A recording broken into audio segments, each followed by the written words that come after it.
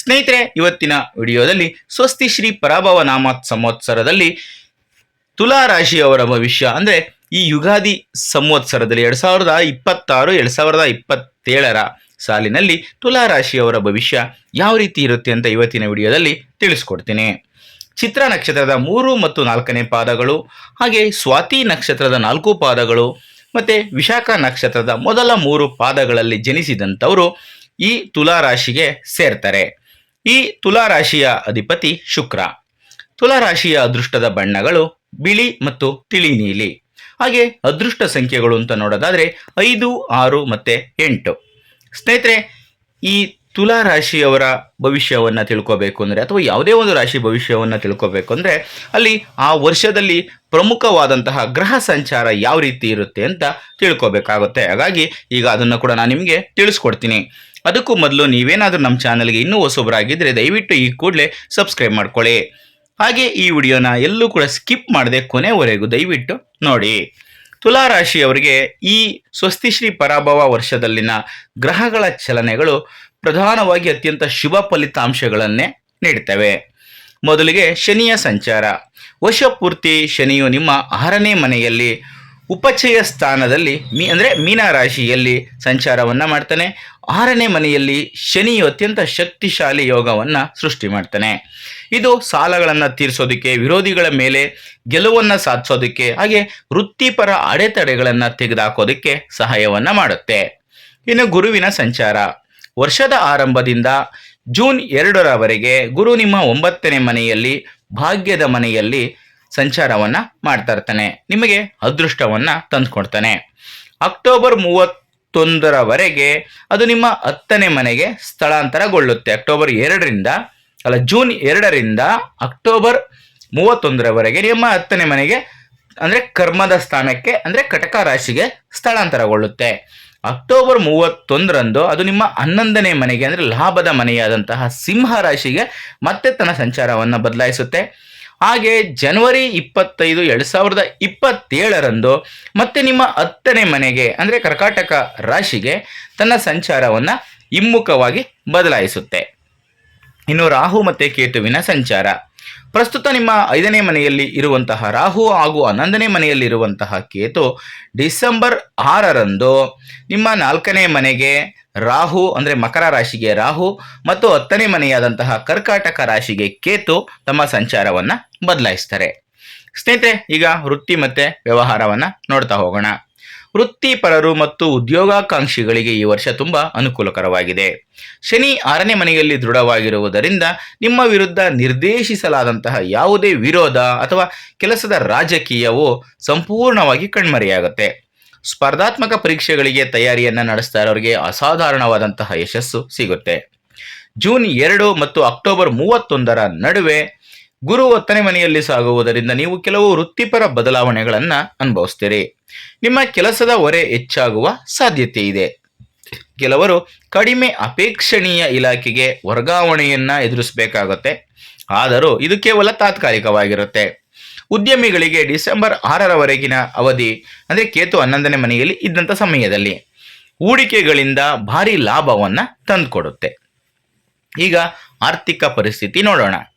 ಈ ವರ್ಷ ಪಂಚಾಂಗ ಚಾರ್ಟ್ಗಳು ನಿಮ್ಮ ಖರ್ಚುಗಳು 14, ನಿಮ್ಮ ಆದಾಯ 5ಕ್ಕಿಂತ ಹೆಚ್ಚಾಗಿರುವುದನ್ನು ಸೂಚನೆ ಕೊಡ್ತಾ ಇದ್ದಾವೆ. ಆದ್ದರಿಂದ ಕಟ್ಟುನಿಟ್ಟಾದಂತಹ ಯೋಜನೆ ಇಲ್ಲದೆ ಖರ್ಚು ಮಾಡುವುದು ಅನಿವಾರ್ಯವಾಗಿ ತೊಂದರೆಗಳಿಗೆ ಸಿಕ್ಕಾಕೊಳ್ಳೋದಕ್ಕೆ ಕಾರಣ ಆಗುತ್ತೆ. ಮನೆ ನಿರ್ಮಾಣ, ವಾಹನ ಖರೀದಿ ಅಥವಾ ಪ್ರಮುಖ ಕುಟುಂಬ ಕಾರ್ಯಕ್ರಮಗಳನ್ನು ಆಯೋಜನೆ ಮಾಡೋದ್ರಿಂದ ನಿಮ್ಮ ಕಷ್ಟಪಟ್ಟು ಸಂಪಾದನೆ ಮಾಡಿದಂತಹ ಉಳಿತಾಯದ ಹಣ ಖಾಲಿಯಾಗ್ಬೋದು. ಆದರೆ ನೀವು ಭಯಪಡೋ ಅವಶ್ಯಕತೆ ಇರೋದಿಲ್ಲ. ಜೂನ್ 2ರವರೆಗೆ ಗುರು 9ನೇ ಮನೆಯಲ್ಲಿ ಇದ್ದು ನಂತರ ಅಕ್ಟೋಬರ್ 31ರಿಂದ ಜನವರಿ 25, 2027ರವರೆಗೆ ನಿಮ್ಮ 11ನೇ ಮನೆಯಾದಂತಹ ಲಾಭದ ಮನೆಯಲ್ಲಿ ಸಾಗುವುದರಿಂದ ಅನಿರೀಕ್ಷಿತ ಮೂಲಗಳಿಂದ ನಿಮಗೆ ಅಗತ್ಯ ಇರುವಂತಹ ಸಂದರ್ಭದಲ್ಲಿ ಹಣ ನಿಮ್ಮ ಕೈ ಸೇರುವ ಸಾಧ್ಯತೆ ಇದೆ. ಹಳೆಯ ಬಾಕಿ ಇರುವಂತಹ ಸಾಲಗಳನ್ನು ಸಹ ನೀವು ಯಶಸ್ವಿಯಾಗಿ ತೀರಿಸೋದಕ್ಕೆ ಸಾಧ್ಯವಾಗುತ್ತೆ.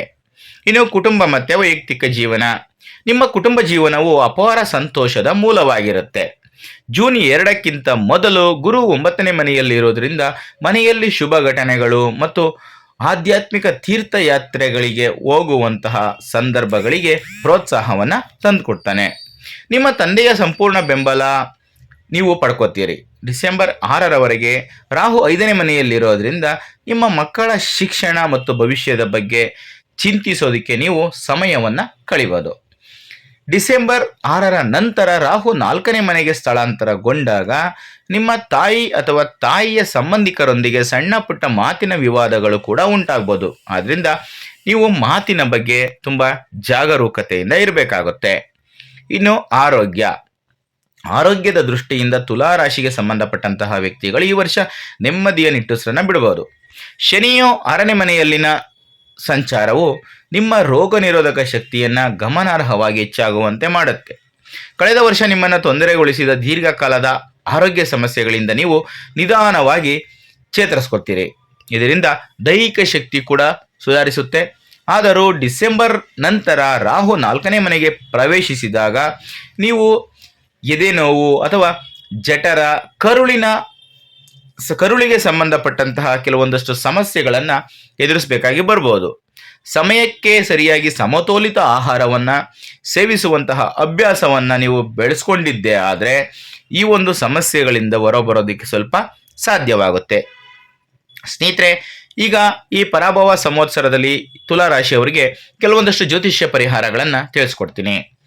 ಗ್ರಹಗತಿಗಳು ತುಂಬ ಸಕಾರಾತ್ಮಕವಾಗಿದ್ದರೂ ಅತಿಯಾದ ಖರ್ಚುಗಳನ್ನು ಕಡಿಮೆ ಮಾಡಲು ಮತ್ತು ಸಣ್ಣ ಪುಟ್ಟ ಅಡೆತಡೆಗಳನ್ನು ತೆಗೆದುಹಾಕಲು ಈ ಒಂದು ಪರಿಹಾರಗಳನ್ನು ನೀವು ಶ್ರದ್ಧೆಯಿಂದ ಅನುಸರಿಸ್ಬೋದು. ಮೊದಲಿಗೆ ಲಕ್ಷ್ಮೀ ದೇವಿಯ ಪೂಜೆ. ನಿಮ್ಮ ಆಡಳಿತ ಗ್ರಹವಾದಂತಹ ಶುಕ್ರ ನಿಮ್ಮ ಆಡಳಿತ ಗ್ರಹ ಆಗಿರೋದ್ರಿಂದ ಪ್ರತಿ ಶುಕ್ರವಾರ ಲಕ್ಷ್ಮೀ ದೇವಿಯನ್ನು ಕೆಂಪು ಹೂವುಗಳಿಂದ ಪೂಜೆ ಮಾಡೋದ್ರಿಂದ ಆರ್ಥಿಕ ತೊಂದರೆಗಳನ್ನು ನಿವಾರಣೆ ಮಾಡ್ಕೊಳ್ಳೋದಕ್ಕೆ ಸಹಾಯವಾಗುತ್ತೆ. ಇನ್ನು ದಕ್ಷಿಣಾಮೂರ್ತಿ ದೇವರ ಪೂಜನೆ. ಗುರುಗ್ರಹವು 10ನೇ ಮನೆಯಲ್ಲಿ ಇರುವಾಗ ಜೂನ್ 2ರಿಂದ ಅಕ್ಟೋಬರ್ 31ರವರೆಗೆ ವೃತ್ತಿಪರ ಒತ್ತಡವನ್ನು ಕಡಿಮೆ ಮಾಡಲು ಪ್ರತಿ ಗುರುವಾರದಂದು ಹಳದಿ ಹೂವುಗಳಿಂದ ದಕ್ಷಿಣಾಮೂರ್ತಿ ಅಥವಾ ಸಾಯಿಬಾಬಾರನ್ನು ಪೂಜೆ ಮಾಡ್ಬೋದು. ಇನ್ನು ದುರ್ಗಾದೇವಿಯ ಸ್ತೋತ್ರ. ಡಿಸೆಂಬರ್ 6ರ ನಂತರ ರಾಹು 4ನೇ ಮನೆಗೆ ಪ್ರವೇಶವನ್ನು ಪಡ್ಕೊಂಡಾಗ ಮಂಗಳವಾರ ಅಥವಾ ಶುಕ್ರವಾರದಂದು ದುರ್ಗಾದೇವಿಯ ಸ್ತೋತ್ರವನ್ನು ಪಠಿಸುವುದರಿಂದ ಮನೆಯಲ್ಲಿ ನಿರಂತರ ಶಾಂತಿ ಮತ್ತು ಸಾಮರಸ್ಯ ನೆಲೆಸುತ್ತೆ. ಸ್ನೇಹಿತರೆ, ಇದಿಷ್ಟು ಇವತ್ತಿನ ವಿಡಿಯೋದಲ್ಲಿನ ಮಾಹಿತಿ. ಈ ಮಾಹಿತಿ ನಿಮಗೆ ಇಷ್ಟ ಆದಲ್ಲಿ ಈ ವಿಡಿಯೋಗೆ ಒಂದು ಲೈಕ್ ಕೊಡಿ, ಹಾಗೆ ಈ ವಿಡಿಯೋನ ಶೇರ್ ಮಾಡೋದನ್ನು ಯಾವುದೇ ಕಾರಣಕ್ಕೂ ಮರಿಬೇಡಿ. ಇಂಥದ್ದೇ ಮತ್ತಷ್ಟು ಮಾಹಿತಿಗಳಿಗಾಗಿ ನಮ್ಮ ಚಾನಲನ್ನು ಸಬ್ಸ್ಕ್ರೈಬ್ ಮಾಡಿಕೊಂಡು ಪ್ರತಿನಿತ್ಯ ನೋಡ್ತಾ ಇರಿ. ಮುಂದಿನ ವಿಡಿಯೋದಲ್ಲಿ ಮತ್ತೊಂದು ಹೊಸ ರಾಶಿ ಹೊಸ ವಿಷಯದೊಂದಿಗೆ ಸಿಗ್ತೀನಿ. ಎಲ್ರಿಗೂ ಕೂಡ ಒಳ್ಳೆಯದಾಗಲಿ. ಧನ್ಯವಾದಗಳು.